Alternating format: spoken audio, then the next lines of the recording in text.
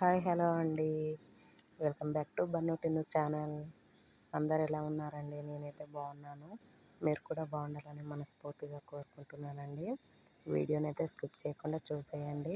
ఇక్కడైతే నేను వచ్చేసి పచ్చిమిర్చితో పచ్చి పులుసు చేస్తున్నానండి. అది ఎలాగో చూసేయండి. రెండైతే పెద్ద సైజులో ఆనియన్స్ తీసుకోండి, చిన్నగా కట్ చేసుకోండి. నేనైతే ఇలా కట్టర్లో వేసుకున్నాను, మా ఇంట్లో కట్టర్ అవైలబుల్ ఉంది కాబట్టి. నెక్స్ట్ వచ్చేసి పచ్చిమిర్చి 10 లేదా 15, స్పైసీగా తినేవాళ్ళు ఒక 5 ఎక్కువ తీసుకోండి. కచ్చా పిచ్చగా కట్ చేసుకోండి. వీడియోలో చూపించిన విధంగా ఉండాలండి. ఇక్కడ వచ్చేసి అయితే నేను చింతపండు రసాన్ని తీస్తున్నాను. గింజలు ఉన్నాయి, ఇంకేమైనా ఉన్నా తీసి పక్కకు వేసుకోండి.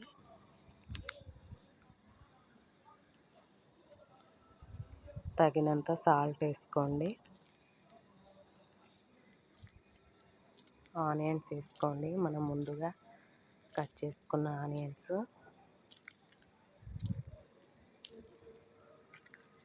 నెక్స్ట్ వచ్చేసి కొత్తిమీర అండి. నెక్స్ట్ మనం కట్ చేసి పెట్టుకున్న పచ్చిమిర్చి అండి. బాగా కలుపుకోండి.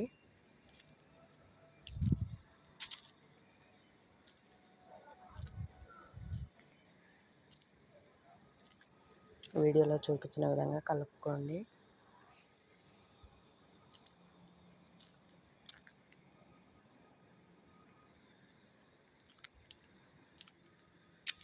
ఇప్పుడైతే ప్యాన్ పెట్టుకోండి. 3 టేబుల్ స్పూన్ ఆయిల్ వేసుకోండి.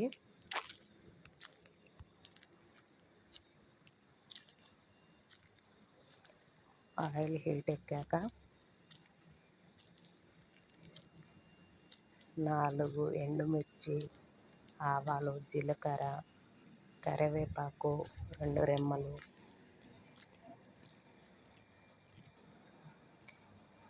వెల్లుల్లి కచ్చాపచ్చగా దంచేసుకోండి.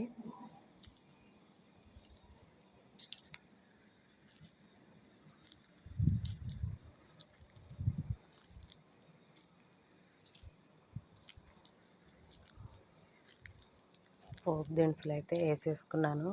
ఇక్కడైతే నాకు ఎండుమిర్చి అయితే లేవండి, అందుకే నేను వేయలేదు. బట్ మీరు వేసుకోండి, చారులో తినేటప్పుడు స్పైసీగా బాగుంటాయి.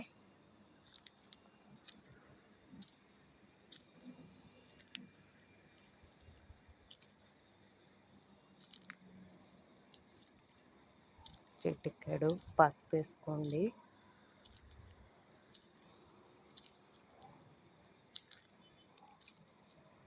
డీప్ ఫ్రై అయ్యాక మనం ముందుగా ప్రిపేర్ చేసుకున్న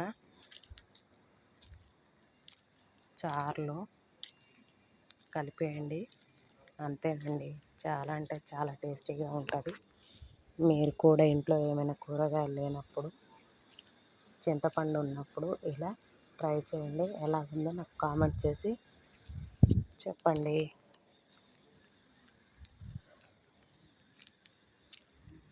కొంచెం ఛానల్ని సపోర్ట్ చేయండి ఫ్రెండ్స్, ప్లీజ్.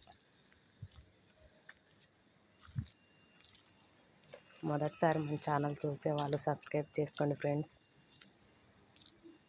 అంతేనండి, పచ్చిమిర్చితో పచ్చి పులుసు రెడీ.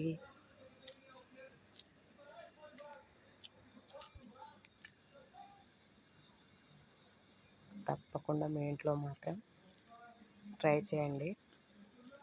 ఛానల్ని సపోర్ట్ చేయండి ఫ్రెండ్స్.